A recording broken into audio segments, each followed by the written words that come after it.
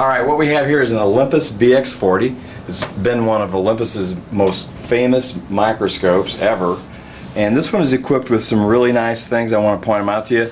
If we start at the top, work our way down, I'll show you the eyepieces. First of all, it's got some very nice Olympus helical eyepieces. Helical just means that it's focusable. And so they're WHS10X-H, which stands for helical, /22, which is the field number, which is a nice wide field. And then it's also corrected for high eye point for eyeglass wearers. And as you can see, they both turn very smoothly, which is a sign of quality. And of course, Olympus is one of the best microscopes out there, so this is going to be a quality microscope all the way around. It also comes with a left diopter focusable on this side, so you have a left diopter focusable and two focusing eyepieces, which means that you're always going to be able to stay in parfocality no matter who uses the microscope. This has a 0 to 60 inclinable head. We call them ergo binos, but most people call them inclinable heads. And the beauty of this is that it affords the user comfort, so you can sit and do your microscopy in total comfort and have the microscope come to you rather than you forcing yourself to come to the microscope. So this is a great feature. This, by the way, this feature right here costs about $2,500 alone if you buy it new from Olympus.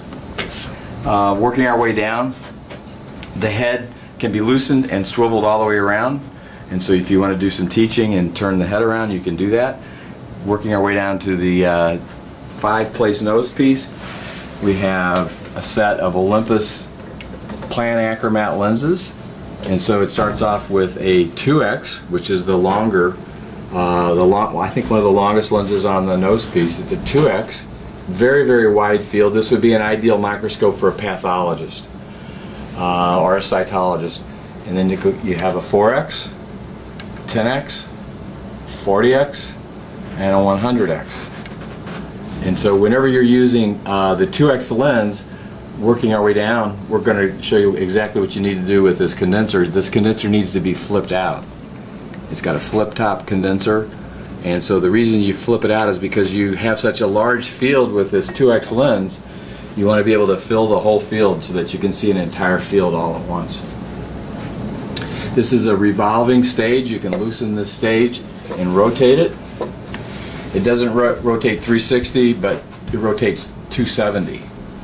So you can rotate this thing around all the way around this way. And what's great about that is you can orient your specimen to your camera plane if you wanted to equip this with a trinocular and a camera.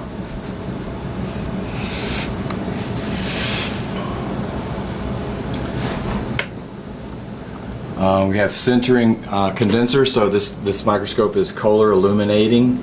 You can illuminate it for Kohler illumination, and of course you can flip the lens back in, so whenever you go back to doing microscopy with all your other lenses from 4X, or I'm sorry, 10X on up to 100X, you want to raise the condenser and flip that lens in. Working our way down to the field stop, this field diaphragm makes this microscope very valuable in terms of centering it the way it should be centered as a professional would like to center it. Going over to the coaxial coarse focusing mechanism. You have coaxial coarse focusing on both sides, and on the inside you have a tension adjustment so that when, after you've used this thing for several years, the stage becomes a little bit loose and it might even drift downwards a little bit. You can use this inside tension knob to force a little bit of tension on that gear, and it'll make it a little bit stiffer so it won't drop or drift on you. And of course we have the fine focus mechanism out here. This stage is very unique also. I wanted to point this out because I don't know if many of you have used stages before where they get very loose or very, very tense, very stiff. This one can be adjusted. It's self-tensioning, so you just loosen this little ring right here, and now all of a sudden you've got a Y direction movement that's extremely, extremely loose. A lot of cytologists like that, and so you can really speed through your specimens that way. And so on the On the X direction, you just loosen the bottom one here, and so now you can move very fast in the X direction on the stage. Moving over here to the on-off mechanism, you've got an on-off switch in the back, and then you've got a rheostat which is controlled with this knob right here. And if this were plugged in, you would see all these LEDs light up as you increase the intensity. It's got a preset mechanism also, so that if you're the only user on the microscope and you like to come in every day and start using your microscope with a preset illumination so you don't have to fuss with what intensity you're going to work at that day, you just push that button and it comes to that intensity every single time you turn the microscope on. Working our way around to the back side,